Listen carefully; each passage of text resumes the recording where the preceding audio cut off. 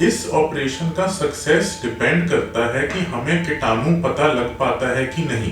अगर हमें कीटाणु नहीं पता लग पाएगा तो आगे क्या एंटीबायोटिक देनी है इसका डिसाइड करना बहुत मुश्किल हो जाता है। जो इन केसेस में नया नी जॉइंट लगता है वो इस बात पे डिपेंड करता है कि गैप कितना है, इंस्टेबिलिटी कितनी है। तो इस पेशेंट में गैप भी काफी ज्यादा था, इंस्टेबिलिटी भी बहुत थी, तो हमने हिंज नी के लिए प्लान किया। नी रिप्लेसमेंट जो होता है बहुत एक सक्सेसफुल ऑपरेशन है, लेकिन कभी कभी इसके अंदर इन्फेक्शन हो जाती है जो पेशेंट्स के लिए बहुत डिफिकल्ट कंडीशन है। अगर एक बार आपका नी रिप्लेसमेंट हुआ है और उसके अंदर अब इन्फेक्शन हो गई है तो आगे क्या डिसीजन मेकिंग रहती है, क्या स्टेप बाय स्टेप अप्रोच रहता है, इस वीडियो में मैं आपको बताऊंगा एक एग्जांपल के साथ। जो एक पेशेंट हमारे पास आए थे जिनका पहले बाहर नी रिप्लेसमेंट हुआ था फिरोजपुर में और अब उसमें इन्फेक्शन था। तो जब पेशेंट आए थे उनका नी जो था, घुटना था, बिल्कुल पेनफुल था। 6 महीने हो चुके थे ऑपरेशन को और सीआरपी उनका रेस था 60 था और अब वो उस घुटने पे बिल्कुल वजन नहीं डाल पा रहे थे, घुटना लूज भी हो चुका था। तो ऐसे कंडीशन में हमने 2 स्टेज एक्सचेंज के लिए प्लान किया। तो 2 स्टेज एक्सचेंज क्या होता है, इसमें 2 स्टेजेस में ये ऑपरेशन किया जाता है। फर्स्ट स्टेज में हमने इनका जो घुटना है पुराना वो निकाला और एक एंटीबायोटिक स्पेसर डाला। तो इसका क्या प्रेमाइस रहता है या क्या कारण रहता है कि हमें वो जो पुराना घुटना है, जो इन्फेक्टेड घुटना है, उसको निकालना पड़ता है। तो इसका बेसिक रीजनिंग ये रहती है कि ये माना जाता है कि उस घुटने के ऊपर अब एक बायोफिल्म बन चुकी होती है, एक लेयर बना चुका होता है जो बैक्टीरिया, जिस लेयर के थ्रू एंटीबायोटिक्स का जाना पॉसिबल नहीं रहता। इसका ये मतलब है कि जब तक वो पुराना घुटना निकलेगा नहीं शरीर से तब तक वो कीटाणु भी नहीं निकलेगा। इसीलिए इसके अंदर उस नी को, उस घुटने को निकालना जरूरी हो जाता है।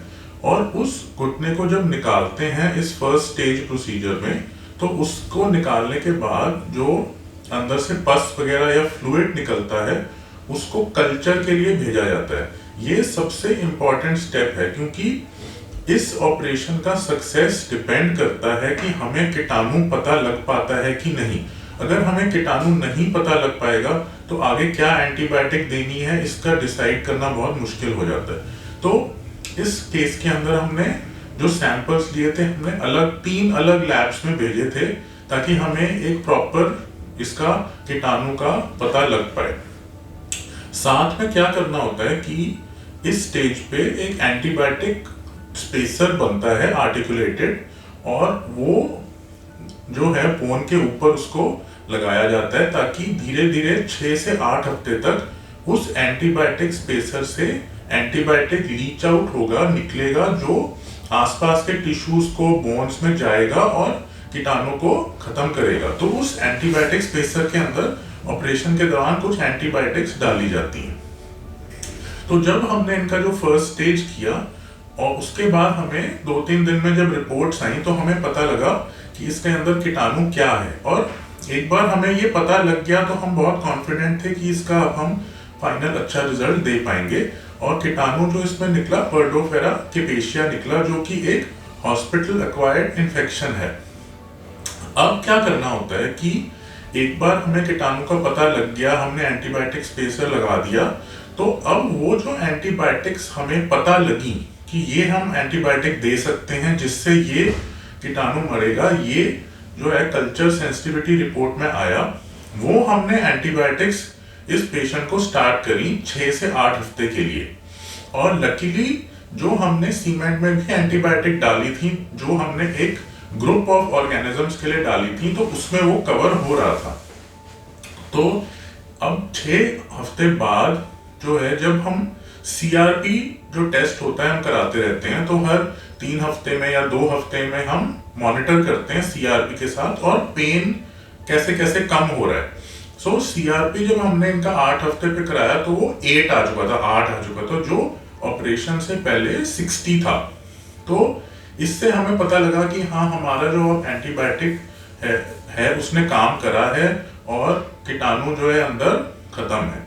सो अब हमें प्लान करना होता है second stage of the operation, जो फर्स्ट स्टेज के लगभग 6 से 8 हफ्ते बाद प्लान होता है। सेकेंड स्टेज में फिर से पेशेंट को एडमिट करना पड़ता है और अब वो स्पेसर निकाल के नया नी जॉइंट लगाना पड़ता है। जो इन केसेस में नया नी जॉइंट लगता है वो इस बात पे डिपेंड करता है कि गैप कितना है, इंस्टेबिलिटी कितनी है। तो इस पेशेंट में गैप भी काफी ज्यादा था, इंस्टेबिलिटी भी बहुत थी, तो हमने हिंज नी के लिए प्लान किया। और हिंज नी एक स्पेशल नी डिजाइन होता है जिसमें घुटने का जो हिलना है कम से कम रहता है, तो उसका बार बार निकलने का या लूज होने का या डिस्लोकेट होने के चांस कम होते हैं।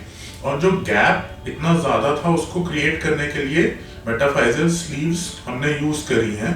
तो कहने का मतलब ये है कि जो ये सेकेंड स्टेज ऑपरेशन होता है कि नॉर्मल प्राइमरी नी से अलग होके थोड़ा और डिफिकल्ट होता है और चैलेंजिंग होता है, और बहुत सारे स्टेप्स पे ये इसमें कुछ ना कुछ गलती हो सकती है।